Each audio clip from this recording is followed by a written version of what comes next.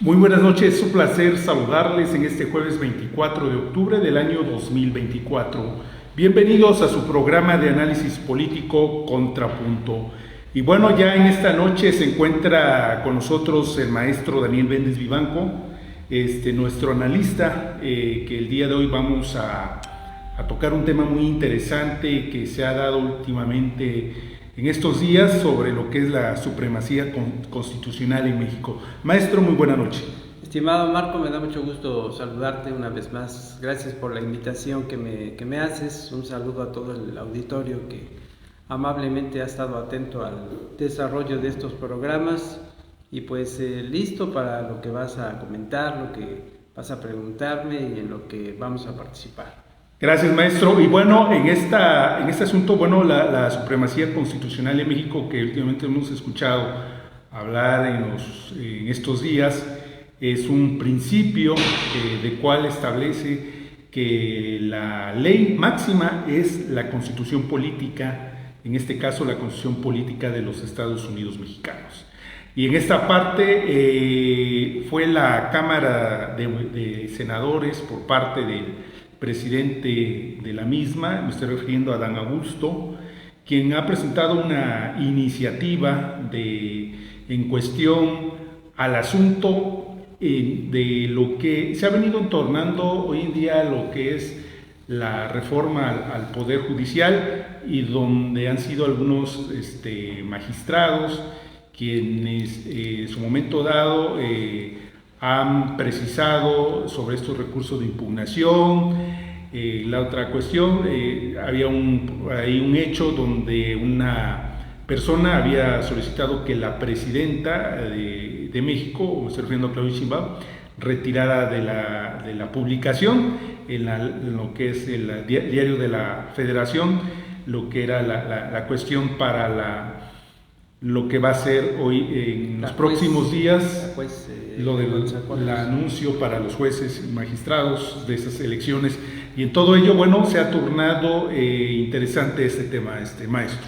Sí, efectivamente, lo que acabas de comentar como nota introductoria ya nos permite ver que hay en el ambiente de lo que está sucediendo en torno a la reforma judicial toda una serie de argucias jurídicas que suelen darse sobre todo en la parte jurídica y en la parte política, y lo que yo te puntualizaba hace un momento, que para sacar adelante fast track, o sea, de manera acelerada, la reforma judicial, pues calentó más el ambiente la suspensión temporal que una juez de Coatzacoalcos, aquí en nuestro territorio veracruzano, pues decidió intervenir y marcar como un dictamen, como una indicación de que se tenía que suspender esto del decreto que ya había expedido el gobierno federal con la autorización de la presidenta de México.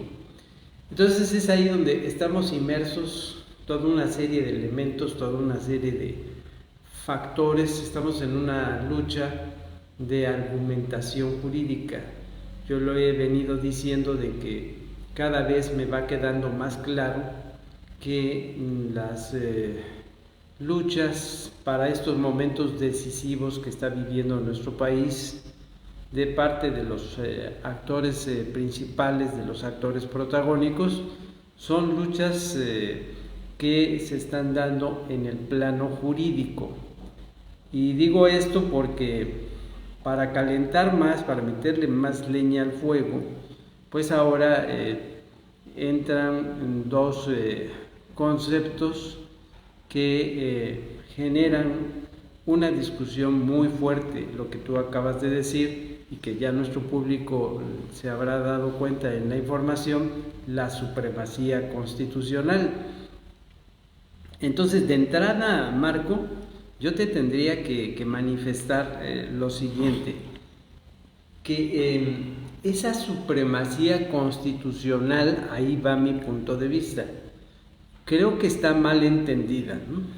Lo que estamos viendo en el escenario político de nuestro país es que el Poder Ejecutivo y en alianza con el Poder Legislativo le quieren quitar varias funciones a la Suprema Corte de Justicia de la Nación, a lo que es en sí el Poder Judicial. ¿Cómo debemos entender eso? Bueno, que le quieren hacer a un lado, para que me vaya entendiendo el público, quieren hacer a un lado al Poder Judicial de manera tal que ya no tenga injerencia, y aquí estamos entrando al terreno del derecho constitucional, porque ahí dimanan los elementos para poder entender todo lo que está sucediendo. Le quieren quitar las funciones, las intervenciones que este Poder Judicial tiene inherentes, tal y como lo marca la Constitución, ojo en lo que estoy diciendo, tal y como lo marca la Constitución política de nuestro país, por la naturaleza misma de por qué existe el Poder Judicial de la Federación, es decir, la supremacía constitucional, insisto en que no puede ser privativa de un poder ejecutivo y de un poder legislativo, y que dejes que no tenga injerencia el Poder Judicial, porque entonces perdería su razón de ser. Si echamos una revisada a la Constitución política de nuestro país, y también tengo que aclarar, la que está rigiendo hasta nuestros días, la Constitución es muy clara, ya lo hemos comentado en programas anteriores, nos habla de una división de poderes, y esa división de poderes es necesarísima, marca el texto constitucional, para que haya pesos y contrapesos.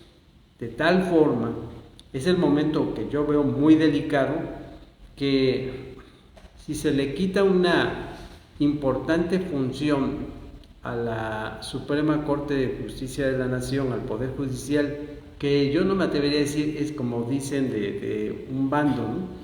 Es que el Poder Judicial tiene la supremacía constitucional. No, yo no lo veo así. Me queda claro que en esa lucha jurídica que se está dando en torno a estos momentos de la reforma al Poder Judicial, en la lucha jurídica interviene el método de interpretación, y el método de interpretación es lo que va a ir sacando los argumentos para ver de qué bando son más válidos, los argumentos válidos en su naturaleza jurídica, técnico-jurídica, que sopesen y puedan llegarse a ese equilibrio que se va a romper. Pienso que se va a cometer un grave error si se queda bajo control la Constitución, en este caso el Poder Ejecutivo, ¿no? Por eso el aceleramiento, que también no se me hace correcto, hay como una prisa para sacar adelante la reforma judicial. Tiene un mensaje a un destinatario en específico, que es el Poder Judicial, quitarle el control de su participación en su funcionalidad jurídica hacia las resoluciones que se van dando, y de tal manera que al pasar el control constitucional con esta reforma que se pretende llevar a cabo, pero ese control teniéndolo fuertemente el Poder Ejecutivo y en el Poder Legislativo una mayoría amplia de el partido, los partidos que son aliados con el gobierno en turno, entonces la situación sería muy desigual, Marco. ¿Por qué razón? Porque el destinatario que tiene es neutralizar la función del Poder Judicial, y entonces todas las reformas, todas las iniciativas de ley que dimanen del Poder Ejecutivo para pasar al Poder Legislativo, ya no tendrían ningún problema ya no tendrían ningún obstáculo, porque entonces ya le habrían quitado, de ser así ese escenario, le habrían quitado su sentido de utilidad para el cual surgió el Poder Judicial de la Federación.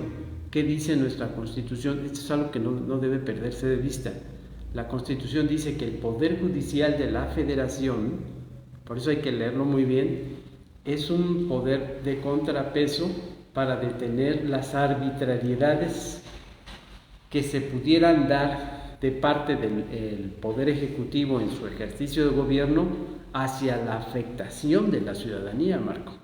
Efectivamente, y bueno, en principio de cuentas, como comenta y que ya hemos en su momento dado también platicado sobre lo que se busca, que es el poder absoluto por parte de los grupos que se encuentran tanto en Cámara de Diputados, senadores y luego en el Poder Ejecutivo. Me estoy refiriendo pues a la gente de Morena. Triste realidad, pero así lo es. La desaparición y control totalmente del Poder Judicial. De ahí que, bueno, ya se están peleando hasta las posiciones. Hacía por ahí una declaración Noroña, otra persona muy fina dentro de Morena, por cierto. Y polémico. Exacto, de que Monreal se estaba aprovechando y que estaba ya buscando los perfiles para lo que van a ser la renovación. Ya peleándose entre ellos. Ya empezamos por ahí. ¿Y por qué? Pues hay que hablar las cosas con frialdad, no existe oposición. No la hay. La reelección otra vez de Alito Moreno, pues no indica nada para el prismo. Un prismo que ha sido y seguirá siendo fracturado y cada día más en decadencia, como lo hemos visto. Y por otro lado, Marco Cortés, que también dentro del Partido Acción Nacional, pues ha sido pues una persona muy inoperante, ¿no? En esa cuestión, y de ahí entendemos que las cosas por eso no se dieron en lo que fue las elecciones pasadas, porque precisamente no hicieron el trabajo que deberían haber hecho, y los priistas y panistas que en su momento dado estuvieron con estos partidos, pues ahora ya están con Morena, ¿no? El caso más sonado fue el de los Yunes en Veracruz, una cuestión ahí chusca o que, ¿cómo lo podíamos llamar, no? En esta parte de los acérrimos morenistas que siempre han sido los Yunes, pues ahora ya están con ellos. Fíjate, el Marco, grupo Atlacomulco sí, de los Mazo ya están con ellos. O sea, ¿quién va a ser el contrapeso al poder de Morena? Nadie. Tú tocas ahí un aspecto también importante, nodal, ¿no? Con lo que estás hablando ahorita entraríamos al asunto de las oposiciones. Ahí yo tendría que hablar de manera plural, ¿no? ¿Dónde están las oposiciones? No tanto la oposición. Y esto obedece en mi intervención a llevar a una clasificación de carácter reflexivo.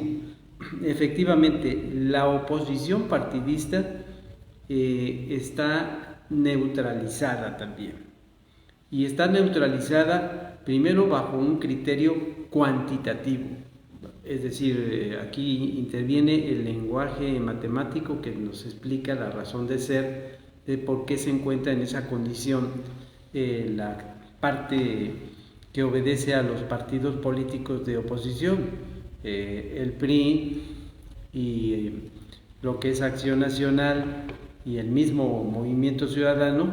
A la hora de sacar acuerdos, el poder legislativo, pues todo se lo lleva Morena y sus aliados, ¿no? En razón de que los partidos de oposición son minoría, ahora sí que minoría en toda la extensión de la palabra. Entonces, la otra parte, donde yo hablo de las oposiciones, bueno, las oposiciones se están dando, lo que hemos ya venido advirtiendo en estos programas, se están dando por, vamos a ver nuevamente a un criterio cuantitativo. Si el 60% de la población votó a favor de Claudia Sheinbaum, hoy presidenta de México, sí sucedió eso, que también hay motivo de análisis y de discusión. Yo tengo mis observaciones y mis percepciones acerca de ese resultado electoral el día de la elección presidencial. Habría que explicar bien eso. Y el otro punto es de que el 40% restante de ese 100% representado en la población pues votó en contra, ¿no? En ese 40% están las oposiciones, más allá de los partidos políticos de oposición, insisto en esto. ¿Cuáles son? Los medios de comunicación están cumpliendo un papel muy importante en la orientación a base de sus análisis hacia la ciudadanía y para despertar una conciencia social. Otro ejemplo de eso, las movilizaciones sociales. Me quedo pensando el caso de los empleados que se ven afectados del Poder Judicial de la Federación. Están cumpliendo con su papel. Yo no me atrevería a decir desde el oficialismo de que no, que son, ya ven las expresiones que se utilizan, ¿no? Que son una bola de paleros y que no quieren verse perjudicados en sus intereses. Bueno, es una burocracia que ha estado trabajando allí y no se le puede violentar sus derechos laborales. No es sano, no es conveniente. El tercer punto en esto de las oposiciones, aquí viene lo interesante y vuelvo a poner sobre la mesa la lucha jurídica desde las barras de abogados. Y esas barras de abogados, sobre todo los abogados que están especializados en derecho constitucional y también están especializados ya, porque es una ramificación importante del saber en el derecho, de la defensa de los derechos humanos. Y esas barras de abogados están interviniendo también, uniéndose con otra especialidad que es el derecho internacional. ¿Por qué razón? Quiero que me permitas explicar esta situación. Porque ante esa rapidez que es ilógica, desde mi punto de vista, por sacar ya la reforma judicial, pues las armas jurídicas de las oposiciones, de los abogados especialistas, van a tener que ir incluso hacia los tratados internacionales que el gobierno de México ha signado, ha firmado, comprometiéndose en el terreno de la legalidad a dar cumplimiento a esas normas jurídico internacionales. Es decir, nuestro país y nuestro gobierno de México no pueden actuar así de manera autoritaria como tú lo mencionabas, de manera autocrática, estando inmersos en un mundo globalizado en el que todo está interconectado y lo que le pase a un país tiene resonancia hacia los demás países. Yo explicaba hace unos días en un programa que hay un acuerdo muy importante a nivel internacional que el gobierno de México signó para respetar los derechos humanos. ¿Cuál es ese acuerdo? El de San José. Y en ese acuerdo de San José pienso que tendría que venir una repercusión de cómo va a actuar el exterior, los países que lo conforman, entre ellos México, ante una acción autocrática de querer imponer esta reforma judicial en el que la oposición y la ciudadanía se vería afectada. Puedo dar muchos ejemplos. Se vería afectada por tener ya entonces la reforma judicial funcionando, una relación unilateral con el Poder Ejecutivo en una relación íntima y directa con el Poder Legislativo, en su mayoría de partidos aliados.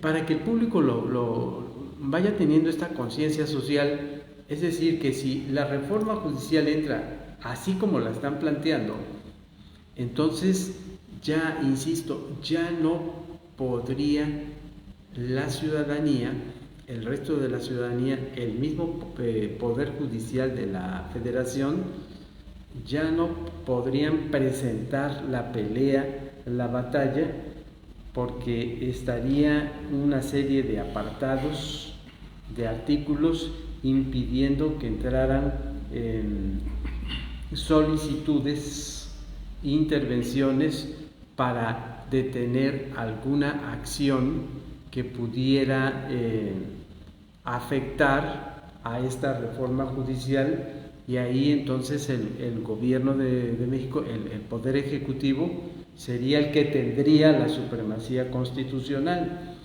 Otra de las cosas, vamos a ver el futuro inmediato. Supongamos el escenario en que llega a autorizarse, por fin se echa a andar la reforma judicial, y acto seguido lo que va a venir es el cambio de una constitución, la constitución que nos ha regido. ¿Hacia dónde se quiere llevar una nueva constitución? ¿Hacia dónde hacia qué escenario nos quieren llevar? Quieren equiparar, igualar lo más que se pueda la constitución que estaría, la nueva constitución que estaría conduciendo los destinos de este país como acción normativa, con la Constitución de 1857, en donde habría un centralismo totalmente absoluto, como tú lo mencionabas, desde el Poder Ejecutivo, y la ciudadanía quedaría indefensa. A ver, si tú me permites, doy un ejemplo. Muchos que hay, pero el más importante, que creo que lo hemos mencionado en otras ocasiones, el amparo. El amparo, bajo esa nueva visión de la reforma del Poder Judicial y con una constitución nueva, el amparo ya no tendría una facilidad para la ciudadanía ante una acción arbitraria del gobierno. Ya no habría esa facilidad para poderse amparar, en el entendido de poderse proteger de sus garantías individuales, de sus derechos humanos, laborales, sigo pensando en eso, sociales. Ya no tendría eso, porque el amparo va a subir de costo económico, y el grueso de la población no estaría en condiciones de poder pagar un proceso de amparo. ¿Quiénes podrían estar favorecidos? ¿Quiénes podrían salir adelante? La gente con una posición económica muy aceptable. Entonces, otro ejemplo, ya no se podrían, como lo está haciendo lo hizo la juez de Coatzacoalcos, ya no se estarían permitiendo las suspensiones temporales, ya no se podrían llevar a cabo controversias constitucionales, se perdería ese derecho y ese contrapeso. Pero lleva también un mensaje y lleva un destinatario. El querer cambiar la Constitución, primero reformando el Poder Judicial a modo del Poder Ejecutivo, lo que se piensa es que la Constitución actual que nos rige es una Constitución que está conformada. Me pueden decir, pero es que hubo también modificaciones, enmiendas, ¿cuántas veces no ha sucedido en la Constitución? Sí, pero la Constitución actual sigue contemplando la división de poderes, y esa Constitución actual está hecha con naturaleza para que todos vivamos en democracia liberal. Cuando yo hablo así, me estoy refiriendo a la división de poderes como equilibrio a los pesos y los contrapesos. Y al eliminarse eso, entonces la sociedad mexicana, en todo lo que tenga que ver su participación, sus necesidades para defenderse jurídicamente ante las arbitrariedades del poder, pues quedarían indefensas, porque sería una constitución a modo del Poder Ejecutivo, Marco.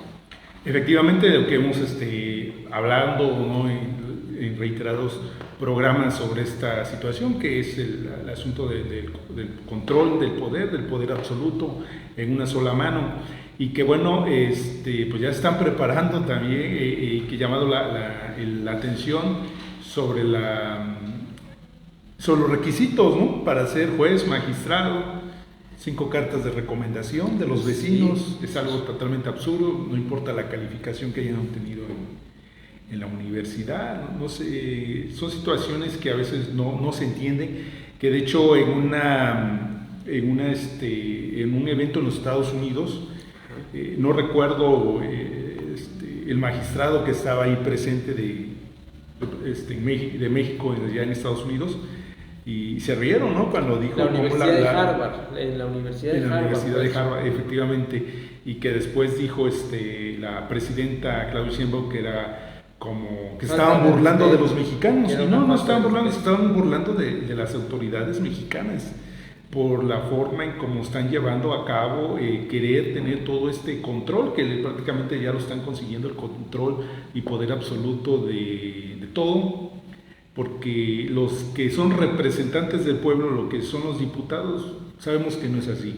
Los diputados hoy en día, los que están en este Congreso Federal, pues son unos más que levantan la mano a favor de lo que dicte, en este caso, el Poder Ejecutivo, que es representado por la presidenta Claudia Sheinbaum. Mira, Marco, me quedé pensando cuando citabas a Ricardo Monreal. A ver, Ricardo Monreal es doctor en Derecho, tú sabes bien que es doctor en Derecho. ¿Y cómo es posible que Ricardo Monreal se preste a todo esto, siendo que sabe perfectamente que no se puede estar presionando para que ya salga la reforma judicial cuando él mismo ha reconocido errores en el texto que nos han presentado de la reforma judicial? Hemos visto anomalías de las reuniones cuando han tenido los legisladores en esa prisa por sacar esta reforma, en que, se acordará nuestro público, tuvieron que cambiar de sede.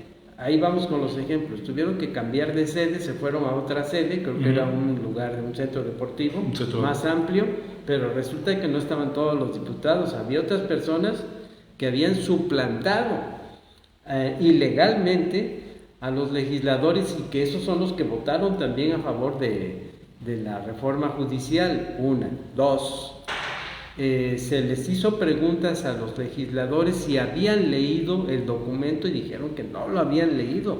Ese es un vicio que viene arrastrando el poder legislativo.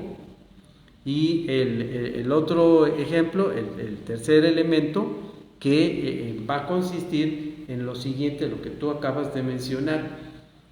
Esto va a traer consecuencias tan negativas en el plano educativo, en el plano cultural. Cuando tú dices bien, que diría la expresión popular, ahora resulta que cualquier hijo de vecino puede llegar a un cargo jurídico de esa naturaleza con relación a esas firmas, con relación a esos pocos estudios y no experiencia hacia el desempeño profesional de los cargos que hay que aceptar y que hay que estar involucrados a la hora de trabajar en los quehaceres jurídicos.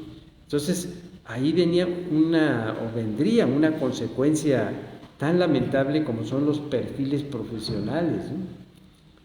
Traducido de otra forma, los que estamos inmersos también en el ámbito educativo, sabemos que para poder llegar a un conocimiento especializado, pues tenemos que llevar a cabo, respetar todo un proceso gradual de ascenso, de estudio que nos lleva incluso a una vida misma, ¿no? Nuestra vida productiva nos la hemos pasado los que hemos estado en las universidades estudiando, ¿no? Para poder tener la unión de la teoría con la práctica. Esa es otra de las cosas. Creo que aquí están contemplando con que no, pues basta con la práctica, pero resulta que puede estar en ese ejemplo que dabas, puede tomarse en cuenta a un joven que es abogado, pero que es incipiente su desempeño profesional porque apenas salió de una universidad y ya lo van a ubicar ahí en un cargo. Por ejemplo, si estuvo en campaña apoyando a Claudia o apoyando a un legislador, entonces, y que dijeron espérate y ahorita viene la tuya. Pero entonces ahí en ese ejemplo, fíjate, en ese ejemplo que acabas de dar, ahí tocas un cuarto elemento que yo enlistaría en estos aspectos que son de consecuencias muy desfavorables, que esto, lo que está sucediendo, lo que puede pasar con la reforma judicial es que va a sopesar más el factor político y no el conocimiento especializado. Efectivamente, o sea, por eso lo están haciendo de esa manera, para cumplir compromisos, ¿sí? Favores que se hicieron en campaña, pago de facturas, ¿no? Sí. Que hay gente que va a llegar a esos puestos sin tener el mínimo conocimiento, y que bueno, son gente de confianza, son gente de confianza de Morena. Hay un elemento rápido que quiero que citarlo antes, que no quiero que se me olvide. El otro elemento es el hecho de que ante esa realidad, ante ese panorama, entonces lo que estaríamos viendo y queda como en el ambiente la percepción de que las aspiraciones profesionales no son bien vistas. Y entonces va a provocar un conformismo. Efectivamente va a decir, ¿para qué voy a seguir estudiando una maestría? Después de tener mi licenciatura en Derecho, nada más me voy a anotar en la tómbola y quien quita y quedo, ¿no? En la tómbola y soy el próximo juez o magistrado. Qué triste, qué decepcionante para los que hemos pasado por la universidad. Claro. Y que nos ha costado un gran trabajo, un esfuerzo intelectual como el que les habla, que tuvimos la fortuna de hacer estudios de posgrado, pero costó un esfuerzo intelectual a que ahora pues cualquier persona puede ocupar un cargo. Yo estoy recordando que creo que el expresidente López Obrador dijo varias veces en las conferencias matutinas de que eso no era problema, a ver si te acuerdas de eso, que eso no era problema, nada más lo único que hay que tomar en cuenta es que la persona tenga ganas de trabajar y voluntad. No es suficiente eso.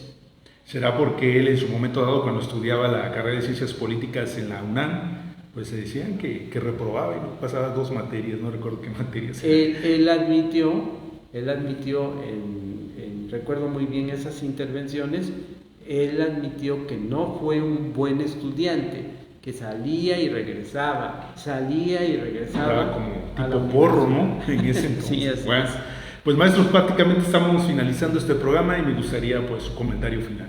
Bueno, estamos viviendo un momento muy peligroso en nuestro país. Lo que se desea con esto de la reforma judicial es sacarla lo más pronto posible. Ahí está otra situación que yo la colocaría como aspecto concluyente para estar muy de cerca observando que por qué esa rapidez, siendo lo que se necesita en una cuestión tan delicada como es llevar a cabo una reforma judicial, todo un proceso, y qué pronto se les olvidó a quienes hoy gobiernan de que la política es negociación, es a base de acuerdos. Así es como se va haciendo la política en el ejercicio de gobierno. Pero no me extraña, porque quienes veo que están al frente de estas decisiones gubernamentales, empezando por el expresidente Andrés Manuel López Obrador, y estoy viendo el comportamiento de la hoy presidenta de México y de los morenistas, pues queda aquí como una lección de que ellos no les gusta acordar, a ellos no les gusta llevar a cabo el sentarse a la mesa de la negociación de los acuerdos con los demás actores políticos que piensan de manera diferente. Es algo así como ellos están como el juego ese de la tómbola, ¿no? Toman todos, ganan todos, toma todo. No es así, a ellos no les gusta negociar, solamente van a negociar cuando consideran que ellos llevan las de ganar. Así es, pues maestro, no me queda más que agradecerle. Gracias, también a nuestros amigos que sintonizaron el programa Contrapunto a través del Imparcial. Se despide de ustedes Marco Antonio Jaca Solabar. Muy buenas noches. Gracias, Marco. Gracias.